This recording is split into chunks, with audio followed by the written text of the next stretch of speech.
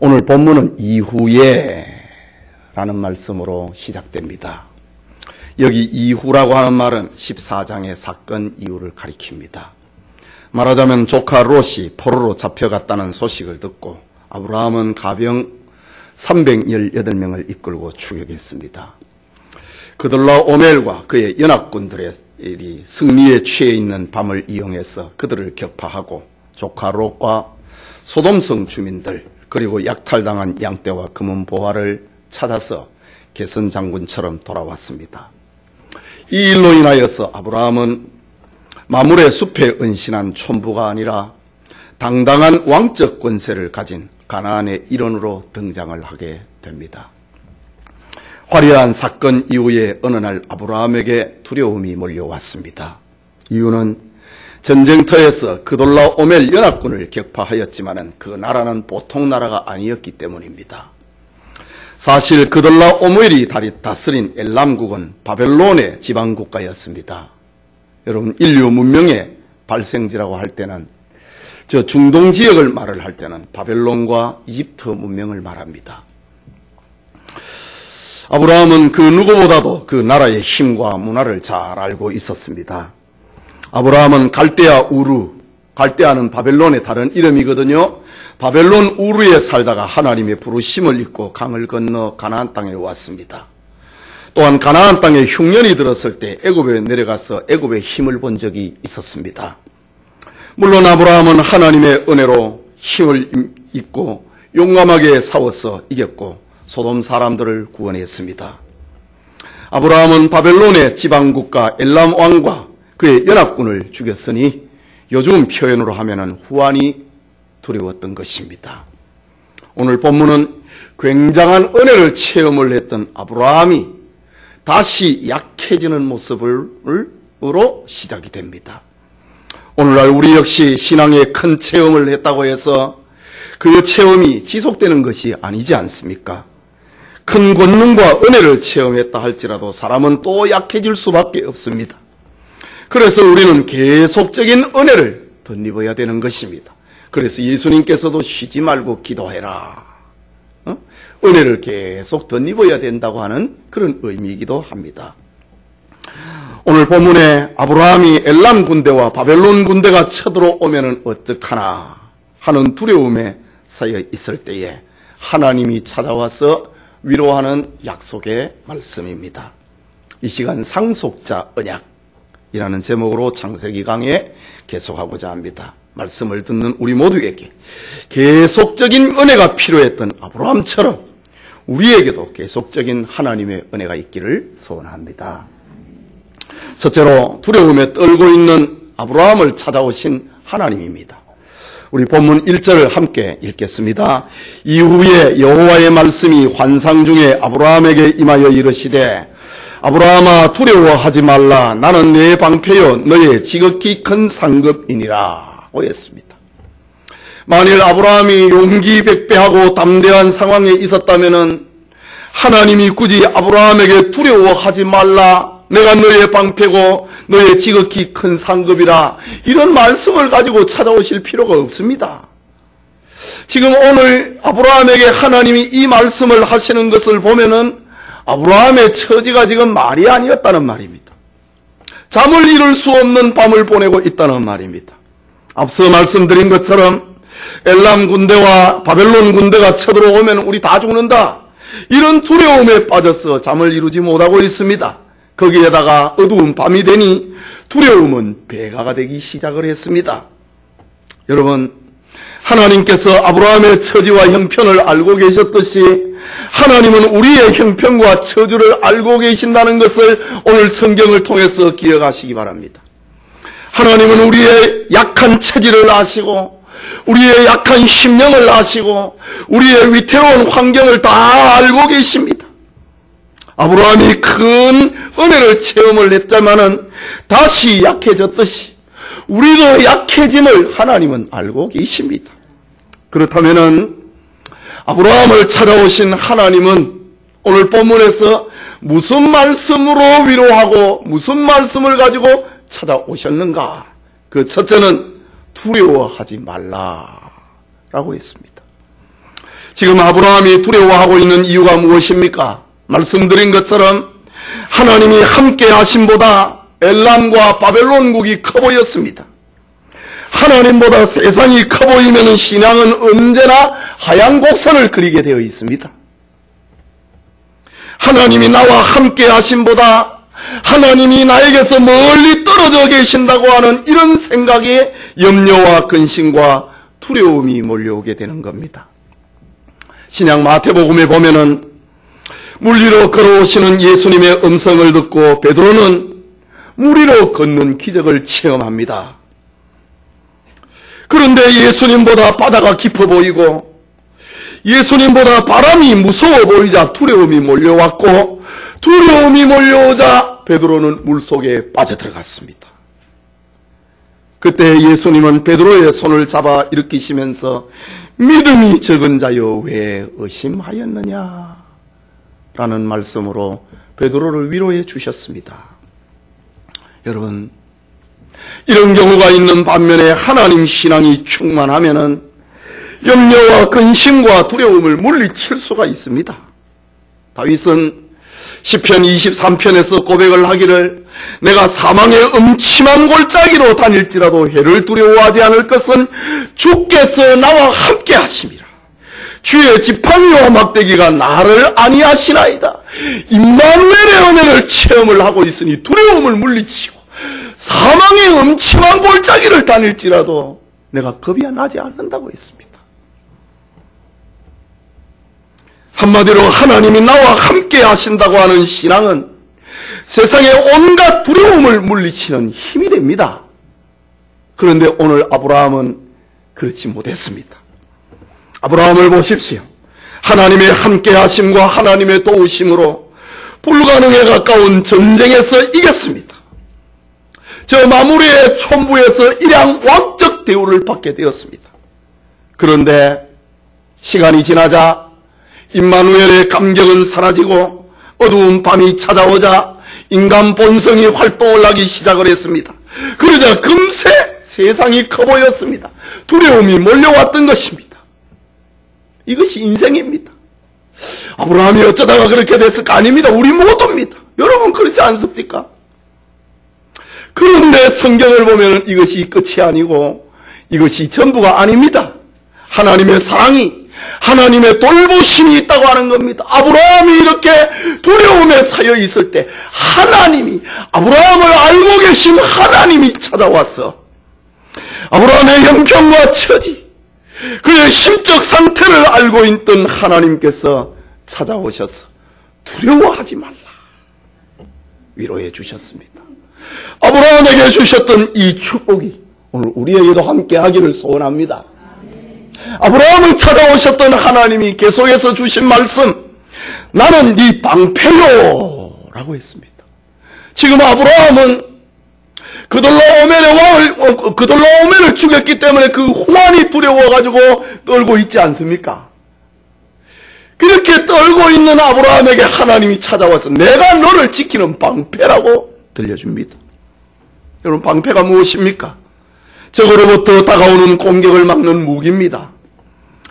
그런데 세상의 방패는 확실하지도 영원하지도 못합니다. 우리 사무엘서에 보면은 골리앗이 창과 딴창을 손에 잡고 방패를 든 사람을 앞에 포진을 시켜서 다윗에게 다가오는 장면이 사무엘상 17장에 나옵니다. 그러나 다윗이 던진 몰맷돌을 그는 막을 수가 없었습니다. 하나님과 다윗을 조롱하던 골리앗은 다윗이 던진 물맷돌의 미간을 맞고 쓰러져 버립니다. 방패가 사이로 지나가 버린 겁니다.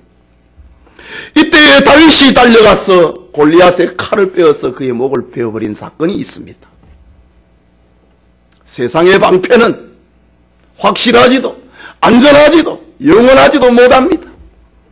세상에는 어리석은 부자처럼 돈을 방패로 삼고 살아가는 사람이 있습니다. 하지만 하나님이 그날 그 부자의 영혼을 소환해버리고 말았습니다.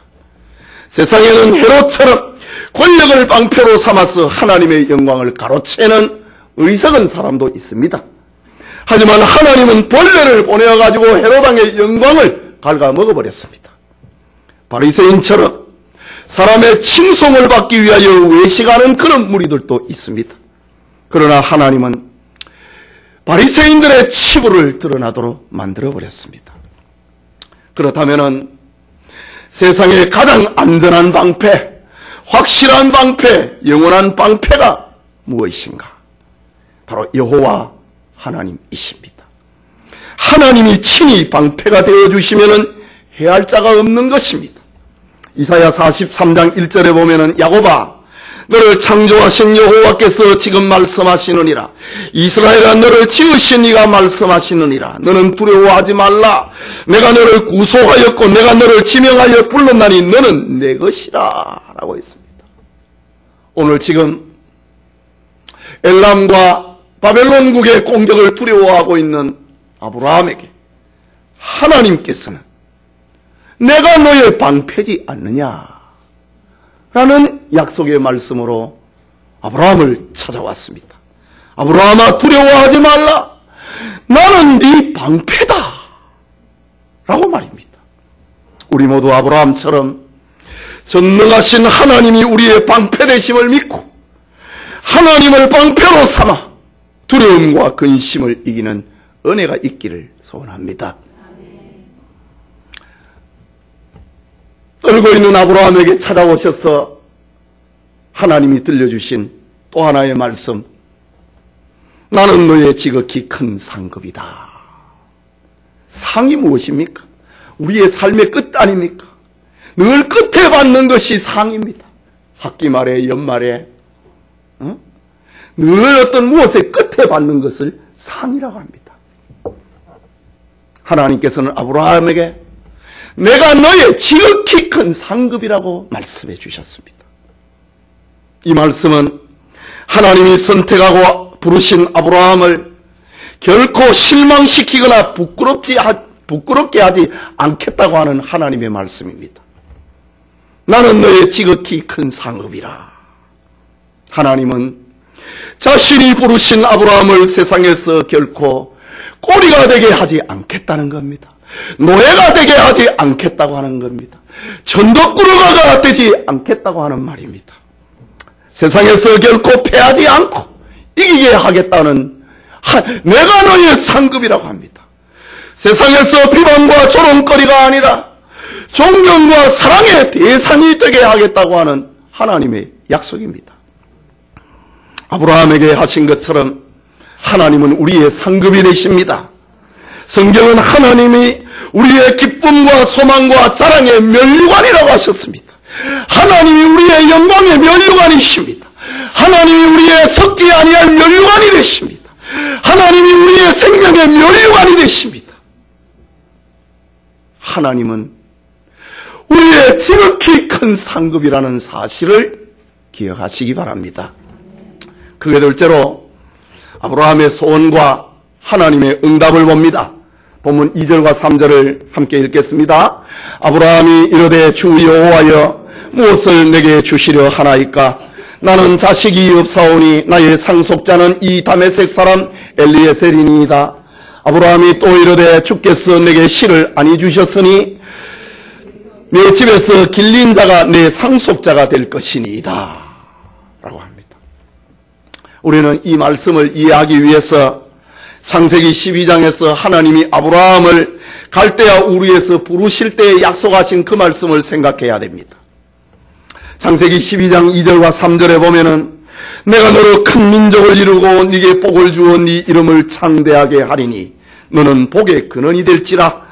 너를 축복하는 자에게는 내가 복을 내리고 너를 저주하는 자에게는 내가 저주하리니 땅의 모든 족속이 너로 말미암아 복을 얻을 것이니라 라는 말씀이 지금 아브라함에게는 전제가 되어 있습니다. 아브라함은 지금까지 이 약속의 말씀을 믿고 순종했습니다. 갈대아 우르를 떠나서 가나안 땅에 왔습니다. 하지만 가나안 땅에 흉년이 들자 애굽에 내려갔다가 아내를 빼앗겨버릴 뻔했습니다. 이런저런 고생을 하면서 75살의 부름을 받아서 오늘 이 사건은 아브라함의 85세에서 약 95세 이 어간이 된 것으로 학자들은 추정합니다. 나이를 먹었는데 하나님 앞에 부름을 받고 10년, 20년이 지나고 있는데 자식 소식은 없습니다. 인간적인 가능성은 다 끊어져 버렸습니다. 이제 아브라함은 포기를 해버렸습니다. 그리고 자조적인 말이 바로 여호와께 무엇을 내게 주시려나이까? 나는 자식이 없사오니 나의 상속자는 이 다메섹 사람 엘리에셀이니이다 라고 말합니다. 말을 하자면은 하나님, 이제 나의 가능성은 끝나지 않았습니까? 그리고 허사가 되어버리고 말았습니다. 이유가 무엇입니까? 하나님이 나에게 주신다고 했는데 하나님께서 나에게 실을 주시지 않았기 때문에 하나님, 나는 우리 집에서 충성스러운 종 엘리에셀을 내 상속자로 삼아야 되겠습니다. 아브라함이 그렇게 말을 합니다. 이제 끝나고 지쳤다는 말입니다. 내 집에 충성된 종 엘리에셀을 상속자로 삼겠다고 합니다. 사실 엘리에셀은 정말 충성스러운 종이었습니다. 롯이 아브라함의 곁을 떠났을 때에 아브라함의 빈 마음을 채워주었던 사람은 충성스러운 종 엘리에셀입니다. 그가 얼마나 충성스러웠으면 후일에 아들 이삭의 신부감을 구하러 보낼 때에 아브라함은 이렇게 말합니다. 네가 거기서 내 아들을 위하여 아내를 택하라. 며느리감을, 이삭의 신부감을 네가 가서 결정해라 라고 합니다. 이거는 보통 신임이 아니지 않습니까? 아브라함의 마음은 엘리에셀을 향하여서 하고 있는 그의 마음은 너의 마음에 맞는 사람이면 내 며느리감이고 너의 마음에 맞지 아니하면은 내 며느리가 될 수도 없고 그것은 내 뜻도 아니고 하나님 뜻도 아니다고 하는 말입니다. 이렇게 엘리에셀은 아브라함의 신복 같은 존재였습니다. 아브라함은 하나님께서 나에게 자식을 주지 아니하시니 10년이 20년이 지나도 하나님의 약속이 이루어지지 않으니 내 충성스러운 종 엘리에셀을 내가 이제 상속자로 삼아야 되겠습니다. 그 말을 하는 겁니다. 이런 아브라함에게 하나님이 말씀하십니다. 하나님이 응답하십니다. 4절에 여호와의 말씀이 그에게 임하여 이르시되 그 사람이 네 상속자가 아니라 네 몸에서 날 자가 내 상속자가 되리라 하시고 라고 합니다. 여러분, 지금 아브라함하고 하나님 사이에는 상속자에 대한 공방이 이루어지고 있습니다. 아브라함은 하나님께서 나에게 자식을 안 주셨으니 어쩔 수 없이 엘리에셀을 상속자 삼으려고 합니다 라고 들이대고, 하나님은 아브라함아, 엘리에셀은 너의 상속자가 될 수 없고 네 몸에서 네 아내를 통하여서 출생한 사람이 너 상속자가 될 거야 라고 말합니다. 우리는 이 대목에서 다시 한번 하나님의 사랑을 발견하게 됩니다. 아브라함은 장점도 많았지만은 단점도 참으로 많았던 사람입니다. 툭하면 믿음이 약하고 넘어집니다. 우리처럼 말이지요. 가나안에 기근이 들었을 때는 그는 애굽으로 가버렸습니다. 애굽으로 가서는 자기 목숨이 위태롭게 되자 자기 아내를 누이라고 속이고 애굽 왕에게 넘겨버렸습니다. 팔아버렸습니다. 지참금을 받고요. 어처구니가 없지요. 어쩌면 아브라함은 보통 사람 이하라고도 말해야 할 것입니다. 아내까지도 팔아 사람이니 말이지요. 지금은 상속자를 기다리다가 이제 자기 인내의 한계에 이르렀고 하나님 이제 지쳤습니다 라고 말하고 있는 겁니다. 그럼에도 오늘 성경을 보면은 하나님의 사랑은 변함이 없습니다. 이 모든 것이 아브라함의 믿음을 키우시는 하나님의 방법이었고 하나님의 사랑이었던 것입니다. 아브라함의 하나님이 오늘 저와 여러분의 하나님이심을 믿고 감사하시기 바랍니다.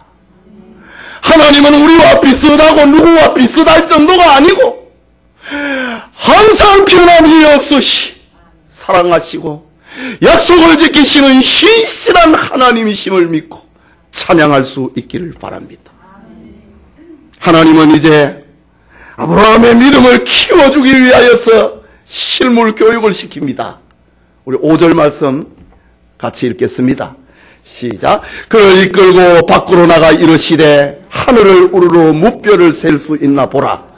또 그에게 이르시되 내 자손이 이와 같으리라 라고 합니다. 본문의 배경은 이렇습니다. 하나님은 아브라함의 모습을 보고 답답해 하십니다. 그래서 그를 이끌고 밖으로 나가 이르시되 라는 말로 문장을 지금 이어가고 있습니다. 말하자면은 하나님이 아브라함에게 지금 상속자 공방이 벌어졌잖아요. 아브라함은 충성스러운 종 엘리에셀이 내 상속자가 될 것입니다. 하나님, 아니다. 네 몸에서 날 자가 상속자다 라고 하는 공방이 벌어집니다. 이때 하나님께서 아브라함아, 이 좁은 방에 있지 말고 좀 밖에 나가자. 지금 이런 분위기입니다. 좁고 답답한 방에서 이야기하지 말고 우리 밖에 나가서 이야기하자. 지금 이런 분위기입니다. 여러분, 중동 지방에 드넓고 탁 트인 밤하늘을 생각을 해보십시오. 그때는 조금도 오염되지 않은 밤하늘이니 얼마나 많고 얼마나 영롱한 별들이 하늘을 수놓고 있었겠습니까? 이때 하나님은 아브라함에게 말씀하십니다. 하늘을 우르르 무뼈를 셀 수 있나 보라. 다 모세지요. 여러분, 서울에는 뭐 별이 많이 없지만은 다 우리 어릴 때의 추억이 있지 않습니까? 아마도 별을 안 세본 사람은 없을 겁니다. 우리 다 별을 못 셉니다. 무뼈를 셀 수 있나 보라.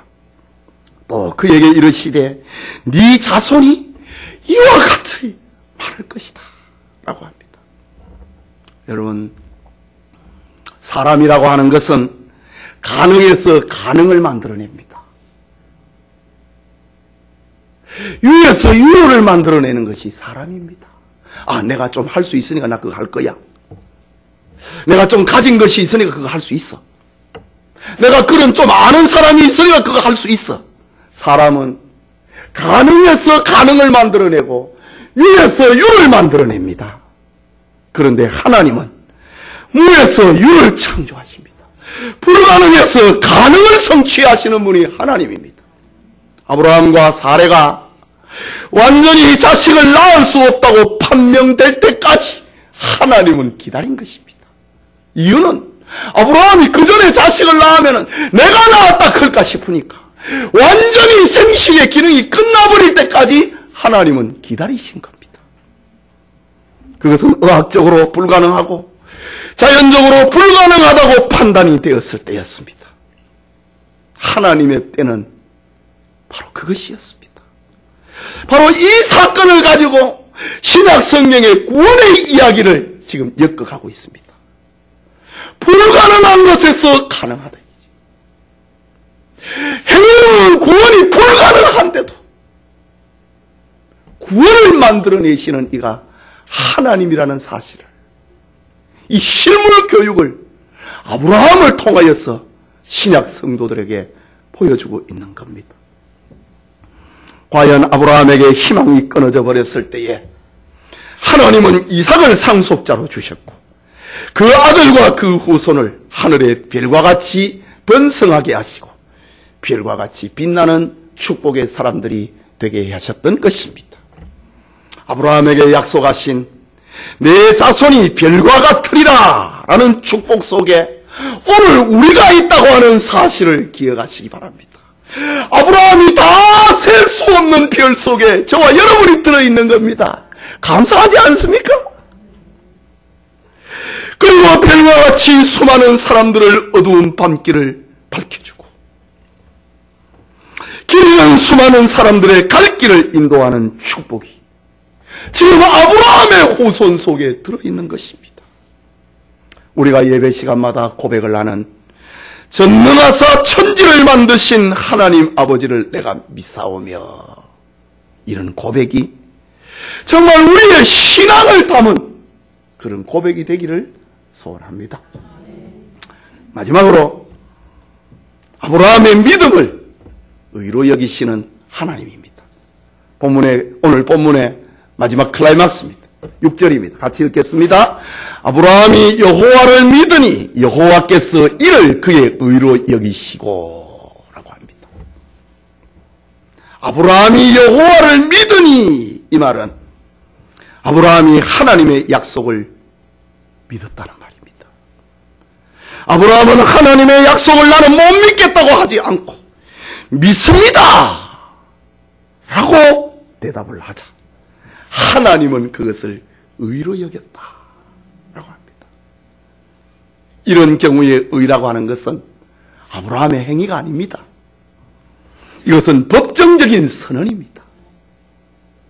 내가 이래 다 한다고 너는 믿으면 된다. 그건 행위가 아닌 것입니다. 말하자면 자신을 보면 가능성이 없고, 아내를 보고 남편을 쳐다보도 희망이 없고, 환경을 바라보면 낙심이 되지만은 하나님의 말씀을 들으니 가능하다고 확신하는 것, 그게 믿음이고 그게 의입니다. 여러분, 아브라함은 특별해 보입니까? 하나님의 말씀을 듣고 그것을 믿음으로 의로 여겼다고 했다면, 오늘 우리도 하나님의 말씀을 듣고 믿으면 그것이 의로 되는 것입니다. 오늘 성경을 잘 보십시오. 아브라함이 천성적으로 착했다든지 아브라함이 순종을 잘해서 어렵게 된 것이 아닙니다. 사실 아브라함에게도 인간적으로 찾아보면 자랑할 만한 선행은 얼마든지 있습니다. 본토 친척 아비집을 떠났다. 이게 보통 일입니까? 얼마나 장한 일입니까? 또 조카 롯과의 목초지 싸움에서 네가 자하면 나는 우하겠다. 이게 보통 도덕성입니까? 그뿐만 아니라 조카 롯이 포로로 잡혀갔을 때에 생명을 무릅쓰고 가병들을 데리고 가서 전쟁을 하고 롯을 구해오고 소돔 사람을 구해오고 탈취물을 다 찾아왔습니다. 얼마나 용감하고 자랑스러운 이야기입니까? 세상의 이야기는 이런 것을 기록을 하고 이런 것을 가지고 의인으로 만듭니다. 그런데 하나님은 아브라함의 삶을 보고 어렵다라고 말하지 않았습니다. 아브라함의 하나님의 약속을 보고 그걸 믿는 걸 보고 하나님은 아브라함을 의로 여기셨다라고 합니다. 전혀 행위가 아닌 하나님의 말씀, 하나님의 약속, 그것을 믿는 것을 보고 의로 여겼다고 합니다. 아브라함의 이런 믿음이 하박국 선지자에게 계승을 되어서 나의 의인은 그 믿음으로 말미암아 살리라 라고 고백하게 합니다. 바울 역시 오늘 이 본문의 내용을 가지고 믿음으로 얻게 된다, 믿음으로 구원 얻는다, 오직 의인은 믿음으로 말미암아 산다, 이것을 성도들에게 외치고 부르짖었던 것입니다. 로마서 4장 1절에서 3절을 보면은 오늘 이 본문의 사건을 가지고 아브라함은 로마 교인들에게 교육을 합니다. 그런저 육신으로 우리 조상인 아브라함이 무엇을 얻었다 하리요? 만일 아브라함이 행위로서 어렵다 하심을 받았으면 자랑할 것이 있었으려니와 하나님 앞에서는 없느니라. 성경이 무엇을 말하느냐? 아브라함이 하나님을 믿음에 그것이 그의 의로 여기신 바 되었느니라 라고 했습니다. 하나님의 약속, 하나님의 말씀, 그걸 믿으니까 그게 의가 됐다. 하는 거는, 행동은 다 하나님이 하시는 겁니다. 내가 다 할 테니까 너는 믿으라 이거지, 너는 받으라 이거지. 이것이 의라고 하는 겁니다. 우리의 구원을 위해서 하나님이 다 하셨습니다. 우리가 한 것은 없습니다. 하나님의 계획에 따라, 약속에 따라 예수님이 땅에 오셨고 예수님이 다 하셨습니다. 우리는 그분을 믿는 거예요. 그것이 우리의 의가 되고 그것이 우리의 구원의 근거가 되는 것입니다. 교회사에서 하나님을 향한 신앙이 병들어버리고 행위로 구원을 얻는다고 그 구원의 상에 행위라고 하는 숟가락을 올려놓자 개혁자들은 그게 아니라고 외쳤습니다. 루터는 교황청을 향하여서 왜 구원의 상에 행위의 숟가락을 올려놓느냐고 95개 조항을 반박문을 걸어서 함께 토론하자고 했습니다. 칼빈은 이 신앙정신을 물려받아서 성경으로 돌아가자라고 외침으로 오늘의 개혁교회의 선물을 우리에게 안겨주었던 것입니다.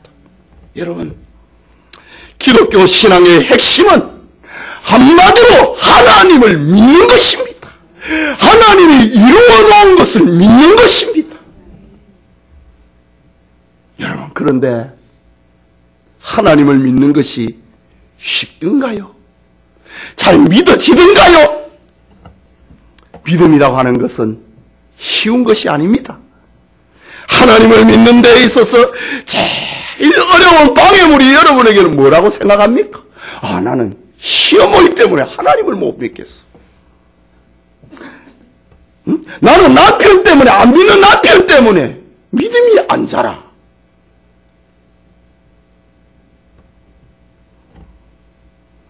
그러나 우리의 믿음의 성장에 가장 큰 방해물은 다른 거 아닙니다. 바로 자기 자신입니다. 시어머니 때문에 믿음이 안 자라긴 뭘 믿음이 안 자라? 지가 안 하고 있지. 안 믿는 남편 핑계는 왜 거기다 대? 자기가 안 하면서. 왜 자식 핑계는 돼? 자기가 안 하면서. 우리의 믿음 성장에서 가장 큰 장애물은 자기 자신입니다. 여러분은 어떻습니까? 하나님을 믿는다고 하면서 끊임없이 누구를 의지하고 누구를 바라보고 무엇인가를 힘으로 삼고 있지 않습니까? 이유가 무엇입니까? 그것은 바로 타락한 자의식입니다. 타락해버린 자기의식, 자의식. 자의식이라고 하는 것이 나는 아직도 뭘 할 수 있다고 하는 것, 나는 아직도 뭘 가능하다고 하는 것, 나는 무엇인가 가능성이 있다고 하는 것. 그러면서도 끊임없이 자기에게서, 내 주변에서 무엇인가를 찾으려고 하는 것, 그것이 바로 타락한 자기의식입니다.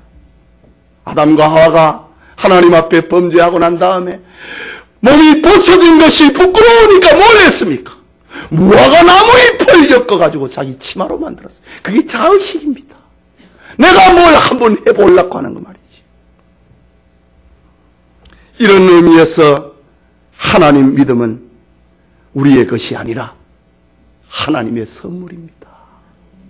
믿음이라고 하는 것은 내가 안 믿어지는 것을 억지로 믿으려고 하는 게 아니고, 믿음이라고 하는 것은 믿어지는 겁니다. 믿어집니까? 믿으려고 합니까? 그게 아니고 믿어지는 것이 성경에서 얘기하고 있는 믿음입니다. 아브라함은 지금 하나님이 말씀하시자 그게 믿어지는 겁니다. 아멘. 믿어지니까 아브라함은 그것을, 하나님은 그것을 의로 여겼다 라고 합니다. 에베소서 2장 8절에 너희는 그 은혜로 인하여 믿음으로 말미암아 구원을 받았으니 이것은 너희에게서 난 것이 아니요 하나님의 선물이라. 하나님은 아브라함에게 믿음을 주었어요. 그래서 하나님이 약속을 하실 때 아브라함은 믿어지게 된 거예요. 네. 하나님을 향한 믿음은요, 이게 종이다, 컵이다, 이거는 우리 자의식으로 가능합니다. 그러나 하나님을 향한 믿음은 우리 자의식으로는 불가능합니다. 이것을 가리켜서 신학에서는 인간의 전적 타락이라고 합니다. 가능성이 없다 이거지. 전적 무능이라고 합니다. 하나님께서 아브라함에게 은혜를 주시고 아브라함에게 믿음을 주기 위해서, 야, 방에 나가자, 밖에 나가자, 하늘을 쳐다봐라. 네 자손이 하늘의 별처럼 많게 할 것이다. 하나님께서 아브라함에게 믿음을 주려고 지금 밖에 나가자, 이렇게 지금 하고 계셨던 겁니다. 하나님의 은혜의 선물인 믿음이 아브라함처럼 우리에게 충만하기를 소원합니다. 예배드리는 성도 여러분, 관계 전문가로 유명한 게리 스몰리라고 하는 분이 쓴 관계 필터링이라고 하는 책에서 자신의 힘들었던 시절의 이 얘기를 진솔하게 기록한 것을 본 적이 있습니다. 그의 내용은 이렇습니다. 게리 스몰리는 모든 일이 잘 풀리고 있었습니다. 사업은 커져갔고 재정적으로 풍족해졌습니다. 명성도 얻게 되었습니다. 그런데 차츰 여러 사람과의 관계가 틀어지고 있는 것을 느낍니다. 첫째는 사업이 너무 잘 되고 너무 바쁘고, 그러자 아내와의 대화가 줄어들기 시작합니다. 자식들과의 어떤 관계도 점점 소원해지기 시작합니다. 그리고 함께 일하던 사람들도 이제는 점점 소통이 되지 않습니다.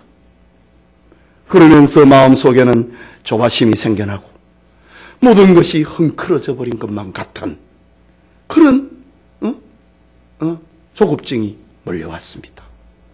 도대체 왜 이렇게 되었을까? 원인을 찾으려 해도 찾을 수 없고, 특별히 자기 자신에게도 별 문제가 없다는 것을 알게 됩니다. 그러던 어느 날 중요한 한 가지 사실을 깨닫습니다. 자신이 성공하게 되면서 모든 것을 내가 이루었다고 착각하는 것에서 문제가 시작이 됐다는 것을 깨닫습니다. 내가 이루었다고 하니까 모든 일을 독단적으로 결정을 하고 있는 것입니다. 지난날에는 아주 작은 일을 결정을 하더라도 그 결정권을 하나님께 맡겼던 자신이 일이 점점 커지자 자기가 하는 거예요.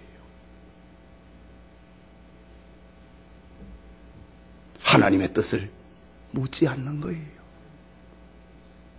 일이 정말 안 될 때야 여러 사람의 도움을 받아야 되니까 일이 소통이 잘 됩니다. 일이 너무 잘 되니까 자기가 하는 게 법입니다. 기도도 안 합니다. 게리 스몰리는 나의 문제는 내가 일을 하기 시작을 했다. 내가 성공을 했다. 내 것이다. 그러는 순간부터 다 관계가 얽혀져 버리기 시작했습니다. 세상적인 성공을 이루게 되면서 하나님 중심의 삶에서 자기 중심의 삶으로 변해버린 것입니다. 결국 게리 스몰리는 자기의 모든 문제가 하나님과의 관계에서 문제가 생기면서 시작됐다고 하는 것을 깨닫습니다. 그리고 문제 해결을 위해서 하나님과의 관계를 하나님 앞에 묻고 기도하고, 하나님 앞에 묻고 기도하는 사람은요, 인간관계를 소홀히 할 리가 없습니다. 인간관계 속에서도 하나님의 소리를 들었기 때문에, 그래서 이 문제를 풀어갔다고 하는 관계 필터링이라고 하는 그의 글입니다. 여러분, 우리의 삶의 회복과 평안은 하나님과의 관계의 회복에서 시작됩니다. 지금 여러분은 어떤 마음을 가지고 있습니까? 아브라함처럼 세상을 향한 두려움이거나 인내의 한계입니까? 아니면 열등감과 좌절감, 부정적인 생각에 사로잡혀 있습니까? 내게 주신 아홉을 인하여서 감사하기보다는 아직 이루어지지 않은 하나를 위하여서 안타까워하고 있지는 않습니까? 하나님을 바라보기보다는 문제를 크게 보며 거기에 사로잡혀 있지 않습니까? 하나님의 능력을 의지하지 못하고 인간적인 방법에 묶여 있지는 않습니까? 하나님을 믿지 않고 의심하면은 가장 먼저 두려움에 사로잡히게 됩니다. 하나님의 약속이 믿어지는 믿음, 하나님의 말씀을 의심하지 않는 믿음, 하나님의 때와 그의 응답을 기다릴 수 있는 그 믿음을 구하시기 바랍니다. 그럴 때 우리를 둘러싼 의심과 불안과 염려의 안개는 사라지게 될 것입니다. 우리의 부족함에도 불구하고 끈질기게 긴 사랑으로 붙드시는 하나님과 날마다 교제하고 아브라함처럼 그의 능력을 경험하시기를 소원합니다.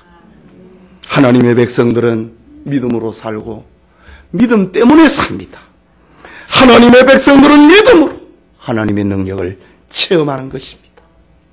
어떤 형편과 처지에서도 눌리거나 두려워하지 아니하며 우리의 방패요 상급이 되신 하나님을 기억하고 믿음의 선한 싸움을 싸우시기를 소원합니다. 아브라함처럼 하나님이 주신 믿음으로 인하여 하나님께 의롭다 여김을 받으며 아브라함과 같이 복을 받고 복을 누리고 복을 나누어 주는 우리 모든 성도님들 되시기를 소원합니다. 우리 같이 기도하겠습니다. 하나님은 우리를 알고 계신다. 하나님은 자신의 때를 기다리고 계신다. 하나님은 우리에게 믿음을 주시고 그 믿음을 보고 의롭다고 하신다. 우리의 모든 것은 이런 면에서, 우리의 모든 선한 것은 이런 면에서 하나님으로부터 오는 것입니다. 믿음으로 사는 하나님의 은혜의 선물인 믿음을 구하고 믿으려고 몸부림하기보다는 믿어지는 은총이 있는 그런 우리가 되기를 위해서 기도합시다.